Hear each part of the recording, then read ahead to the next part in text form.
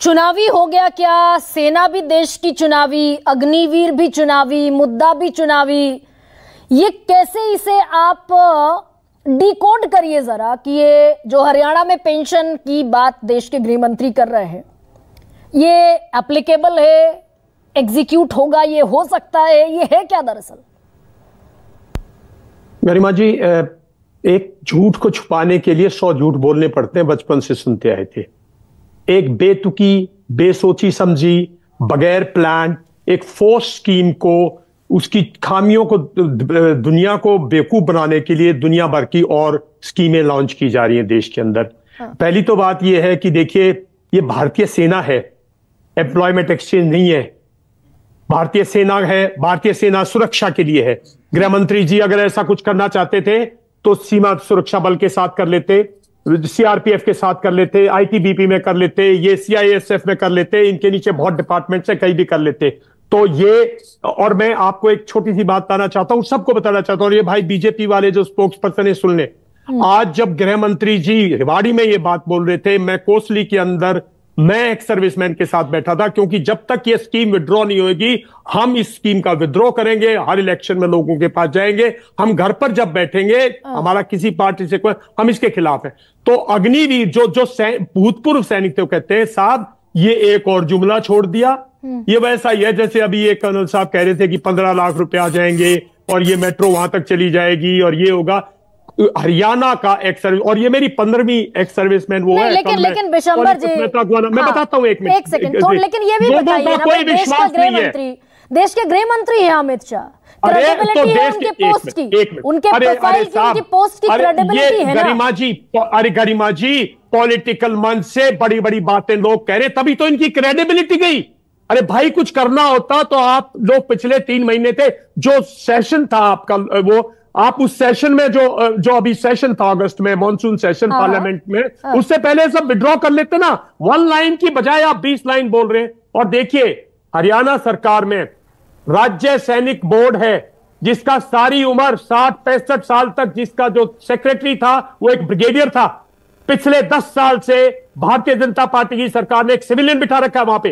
आप समझते नहीं हो। जो हमारी अभी कर्नल साहब बात कर रहे थे, एक एक डिस्ट्रिक्ट में हमारा जिला सैनिक बोर्ड होता था, उसका अध्यक्ष होता था एक आर्मी रिटायर्ड ऑफिसर। वो 4-4, 5-5 डिस्ट्रिक्ट में एक आदमी है जो हमारी एग्जिस्टिंग है, उसको तो कर नहीं रहे।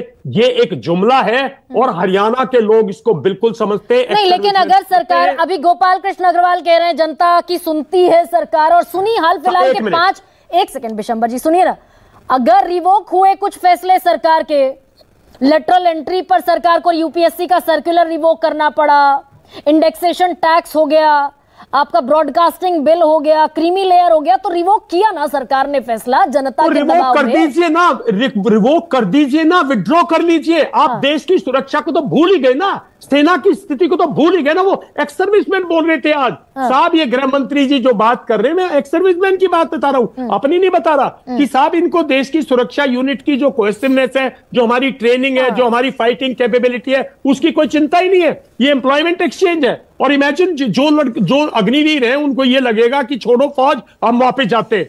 ये बेतुकी बातें करने से पहले सोचो भाई, यानी कि ये सेना के साथ खिलवाड़ है, वो एक उस फोर्स का काम नहीं करेगी। और मैं ये सेना के लिहाज से आपसे पूछ रही हूँ बिशंबर दयाल भाई, पेंशन का मुद्दा था 4 साल में 75% जो वापस आ रहे हैं वो हथियार सीख कर आएंगे, ट्रेनिंग लेकर आएंगे, 23 साल की उम्र होगी, दिमागी तौर पर जज्बा जुनून होगा, वो यहां पर एनआरकी फैलाएंगे तो पेंशन मिलेगी, ये तय है। सरकारी नौकरी भी मिल जाएगी, आरक्षण भी मिल जाएगा। तो ये रेक्टिफाई किया ना, ये रेक्टिफाई किया आपने। तो इतने जो यूथ है उनके लिए रेक्टिफाई कर लो ना। इसमें सेना की सुरक्षा कहां से इंप्रूवमेंट होगी?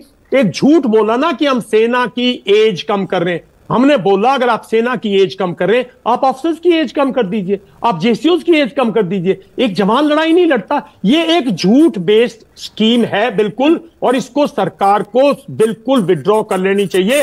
और ये जितने जुमले उसके साथ जोड़े जा रहे हैं, ये पॉलिटिकल स्टंट से। गरिमा जी, इसको हरियाणा के जो एक्स सर्विसमैन है बिल्कुल मानने को तैयार नहीं, क्योंकि ये सब देखिए, हरियाणा में एक मिनट, हरियाणा में 10% नौकरियां हैं सिर्फ गवर्नमेंट के पास, बाकी तो सब इन्होंने प्राइवेटाइज कर दी। कहां नौकरियां हरियाणा में? हरियाणा में आज के दिन आप गांव में जाके देखिए, हम सब गांव में जाते हैं, हरियाणा के रहने वाले हैं हम। सैनिक जो परिवार हैं, जो हमारी सेना के जरिए जो हमारी सोशल जो सिक्योरिटी थी वो बिल्कुल तबाह हो जाएगी, और जो हमारी सेना की सुरक्षा की जो एफिशिएंसी वो तबाह हो जाएगी। तो दो अलग-अलग मुद्दे भी हैं। हरियाणा पुलिस को छोड़ के, हरियाणा पुलिस को छोड़ के सरकार के पास कोई नौकरी है ही नहीं। हरियाणा में ऑलरेडी बेरोजगारी बढ़ी हुई है। तो ये एक पॉलिटिकल जुमला है जो कि बिल्कुल, सेना की, हमारी फौज की एफिशिएंसी एक अलग मुद्दा है, इंटीग्रिटी एक अलग मुद्दा है, और हमारी सुरक्षा और हमारी सामाजिक सुरक्षा, और सरकारी नौकरी और एम्प्लॉयमेंट एक अलग मुद्दा है। अंजुम,